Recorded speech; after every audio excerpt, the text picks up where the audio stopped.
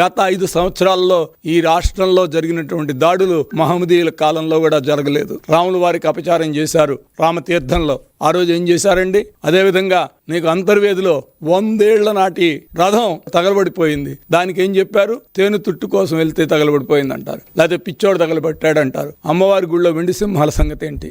దానికి ఒక కథ అల్లుతారు. అదేవిధంగా తిరుపతిలో పరిస్థితులు ఏంటి? దానికి ఇంకో కథ అల్లుతారు. ఎక్కడికక్కడ ఏ రోజన్నా కానీ ఎండోమెంట్ డిపార్ట్మెంట్లో మీరు రివ్యూ చేసినటువంటి సందర్భం జగన్మోహన్ రెడ్డి గారు చేశారా? 5 ఏళ్లలో ఎండోమెంట్లో జరుగుతున్నటువంటి అకృత్యాలు, బ్రాహ్మణుల మీద జరిగినటువంటి దాడులు, దేవాలయాల దాడుల మీద ఏ రోజన్నా ఒక ఎంక్వైరీ కానీ ఏదైనా కమిటీ కూర్చొని మాట్లాడటం జరిగిందా? జగన్మోహన్ రెడ్డి గారు సమీక్ష చేసినటువంటి సందర్భాలు ఉన్నాయా అని మీ ద్వారా నేను అడుగుతున్నా.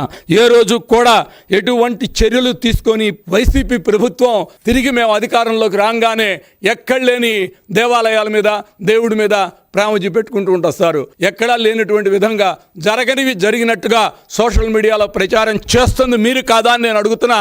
దానికి ఉదాహరణలు 3-4 ఉదాహరణలు మీ దృష్టికి నేను తీసుకొస్తా. శ్రీశైలం లడ్డులో బొద్దింకిని పెట్టి చూపెడతానికి చేసింది మీరా కాదా? చివరికి ఆ భక్తుడిని పట్టుకుంటే నేనే చేశానని చెప్పి వీడియో కెమెరాల్లో, సీసీ కెమెరాల్లో పట్టింది చూసి చూపెడితే నేనే చేశానని తప్పు చెప్పి క్షమాపణ వేడుకున్నటువంటి సందర్భం మీది. వాడు వైసీపీ కార్యకర్త.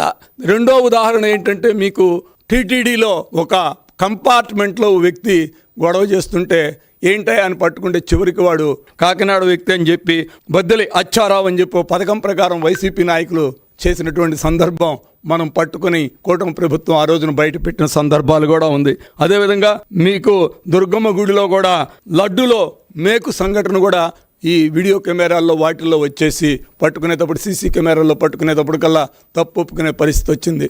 అంటే మీరు శ్రీశైలం భక్తుల మీద మనోభావాలను దెబ్బతీయడానికి ట్రై చేస్తారు. తిరుమల తిరుపతి శ్రీ వెంకటేశ్వర స్వామి భక్తుల మనోభావాలను దెబ్బతీయడానికి ట్రై చేస్తారు. అదేవిధంగా కనకదుర్గ అమ్మవారి భక్తులను మనోభావాలను దెబ్బతీయడానికి ట్రై చేస్తారు. మీరు చేసిన తప్పులని కప్పిపుచ్చుకోవటానికి ఎవరిని వదిలిపెట్టాం, ఏవైనా చేస్తాం. మా ప్రభుత్వంలో మేము చేసినవన్నీ కూడా కరెక్ట్ అని చెప్పుకోవడానికి ఇవాళ లేనిది ఉన్నట్టుగా చూపెట్టే పనులు చేసే మిమ్మల్ని ఏమనాలి అని చెప్పి మీ ద్వారా నేను అడుగుతున్నా. ఇప్పటికైనా కరుణాకర్ రెడ్డి గారు, మీరు పద్ధతులు మార్చుకోండి, మీరు చేసిన తప్పు ఒప్పుకోండి.